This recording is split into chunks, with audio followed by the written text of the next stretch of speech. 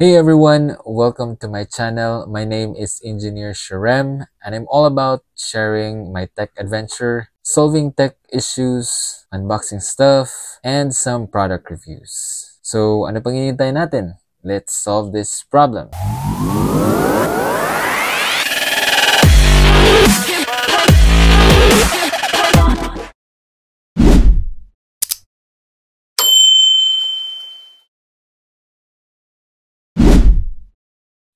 Maradyaw na adlaw mga ka-Tech Talks. Meron tayong old model na iPhone dito na binili pa sa online.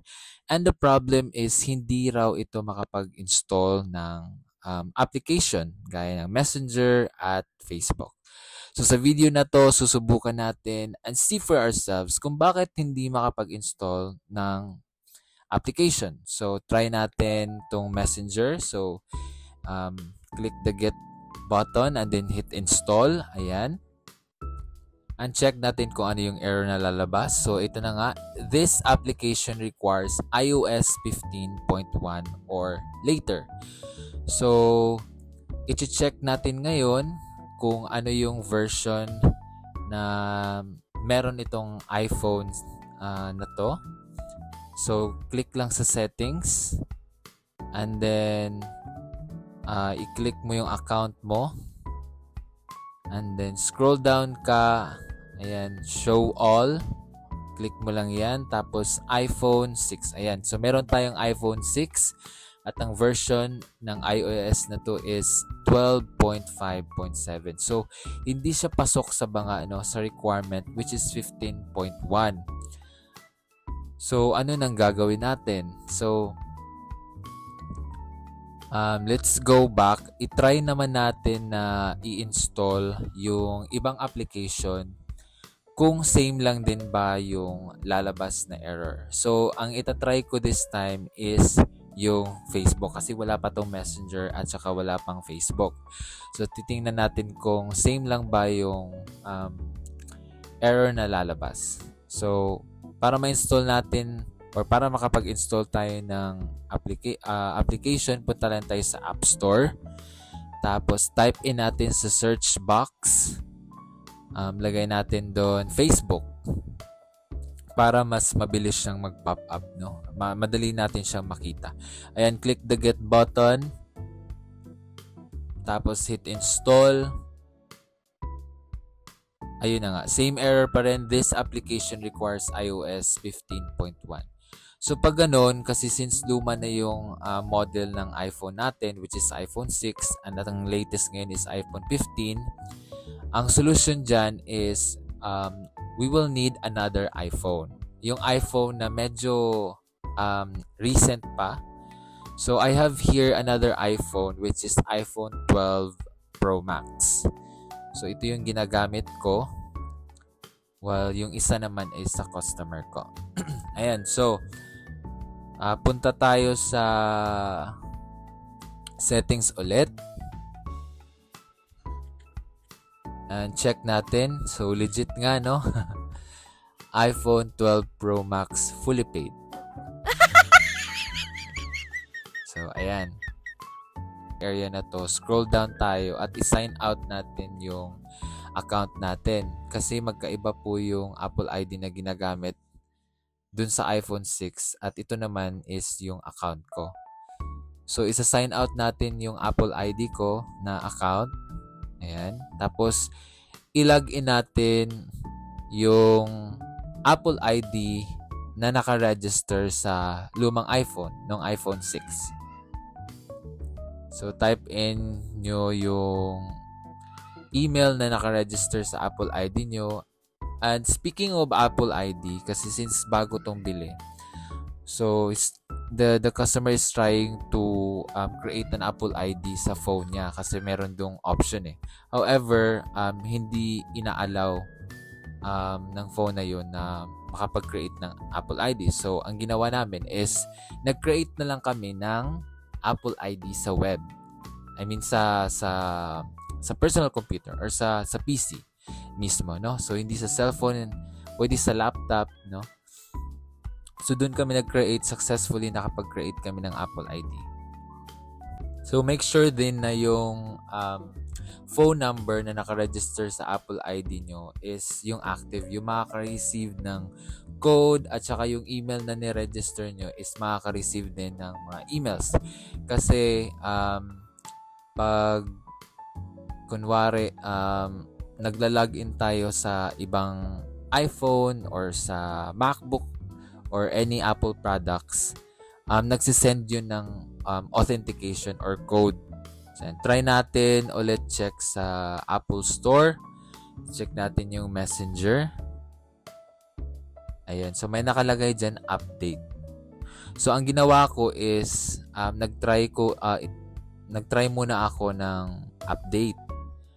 No? In-update ko muna yung application. Pero actually, no need na siyang i-update. Kasi ang gagawin natin is, i-uninstall natin yung Messenger dito sa iPhone 12.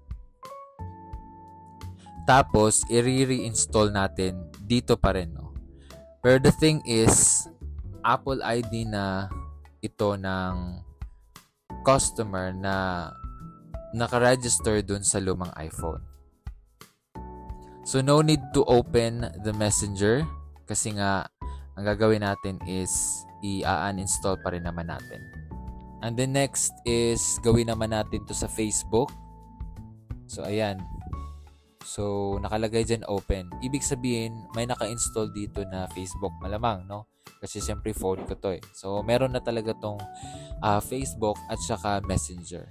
Pero for the sake na masolve natin yung problem na to, kailangan natin i-uninstall ito.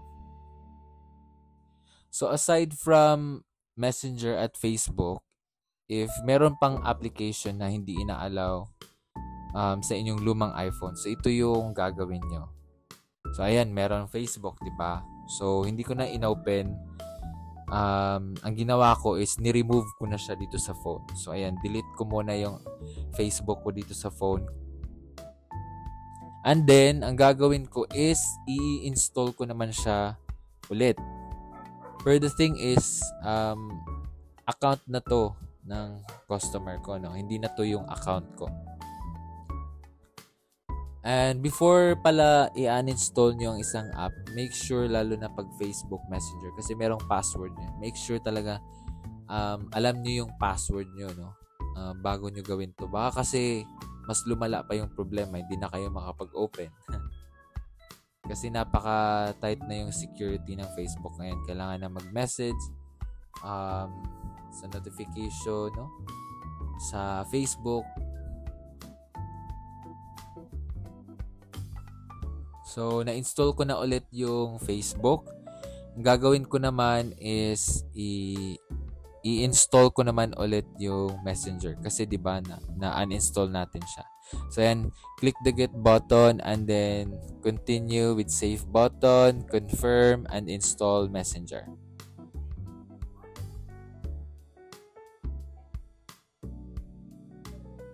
And hit install. Bagal ko naman mag-click ng install.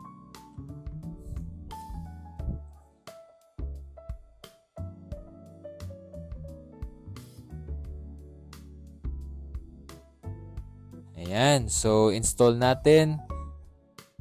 Ayan, naglo-loading na siya. So, install na natin si Messenger. Ayan, open na. So, hindi na natin kailangan i-open, no? Let's go back na agad dun sa lumang iPhone natin. Sa iPhone 6. So, hindi ko na log out yung Apple ID dito kasi hindi naman to gumagana pag walang Apple ID.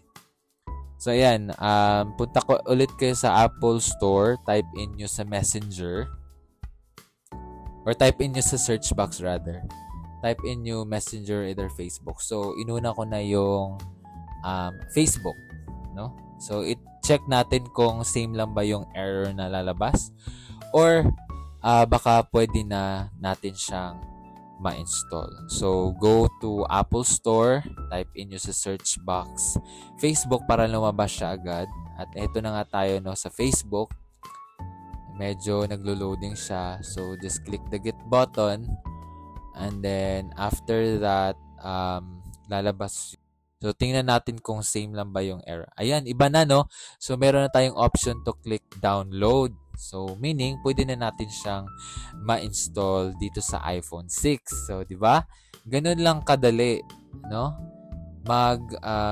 Troubleshoot ng ganong error. So, kapag sinabihan kayo update to iOS 17 or ano ba yung iOS na yan, pinaka-latest ba yan? So, no worries kasi kaya natin yung solusyonan, no? Ayan, so na-install na natin successfully yung Facebook. So, nakakapag-open na tayo. So, all you gotta do is type in your username or email or phone number kaya, and then yung password. So, hindi ko na ipupush doon. So, check ko naman if ma-install ba natin yung Messenger. So, go to App Store and then type in mo sa search box Messenger para lumabas siya agad. Ayan, search. Ayan, Messenger. Click the get button. And install it. So, ganun lang. Same process lang, no?